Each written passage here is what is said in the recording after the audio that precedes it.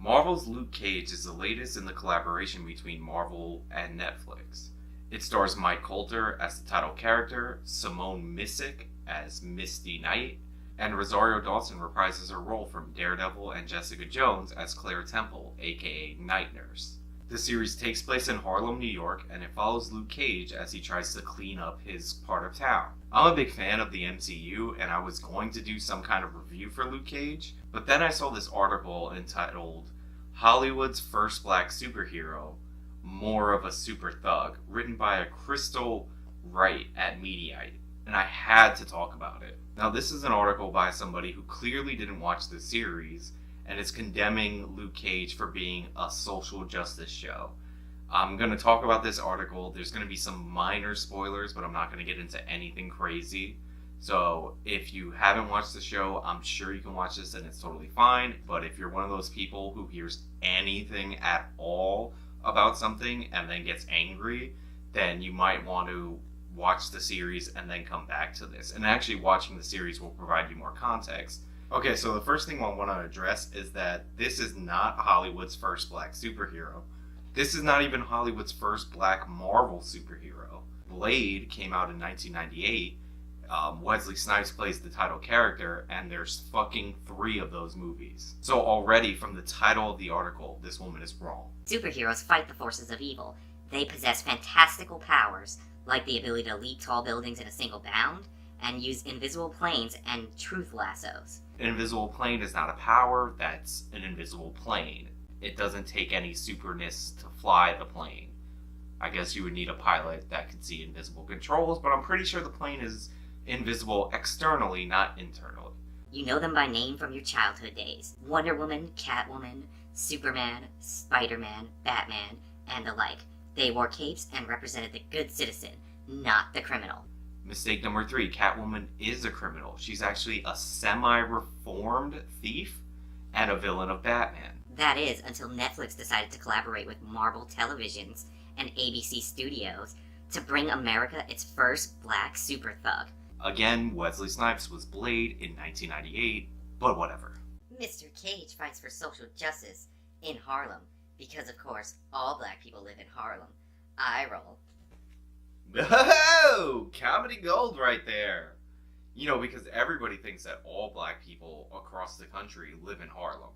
This is a super minor point, but I feel like her editor came into her office after reading this joke and asked her if she meant it's stereotypical to say that all black people in New York live in Harlem, or it's stereotypical to say that only black people live in Harlem. But then she was super embarrassed and doubled down like, no, this is exactly what I meant. All black people live in Harlem. That's what people actually believe. And then just walked out of the room. According to a Newsbusters article about the 13th episode series, there's a scene in the first episode where someone passes out a flyer that reads, "Stay Harlem, stay black." It also includes a Black Lives Matter moment just to further politicize the show. Yeah, there's a scene in the first episode where there's a flyer that says, "Stay Harlem, stay black." And there is a moment where somebody says, "For Black Lives to matter, black ownership needs to matter." However, the person who says that is not a good person, and she can actually be viewed as an allegory for Democratic politicians who get the black vote, but don't do anything of import for black people. The article then references a Mike Colter interview that he did on Chelsea Handler, where he talks about the death of Trayvon Martin and why Luke Cage wears a hoodie. Now, I'm not going to relitigate the Trayvon Martin case, but I think most sensible people would agree that not all people wearing hoodies are criminals. Not missing a beat to perpetuate Democrats' black lies, Carl Lucas, the black super thug's real name, escaped from a privately run prison in Georgia called Seagate. And this is because everyone knows that private prisons are to blame for the mass incarceration of blacks. Seagate is actually a federal prison where a private company is doing experiments, and that's how Luke Cage got his powers.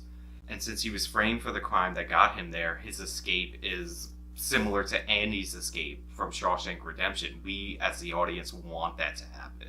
So this is the last time I'm going to go to the article, and it's what she believes Marvel did instead of making a positive role model. Instead, Netflix delivered a champion of deviancy, who will encourage black kids to believe they can pick fights, confront police, and have a hoodie to protect them. How cool is that? Way to add up to the black body count, Netflix. Way to go. And there it is. We've come full circle back to social justice warrior talking points. Luke Cage is going to make black people violent.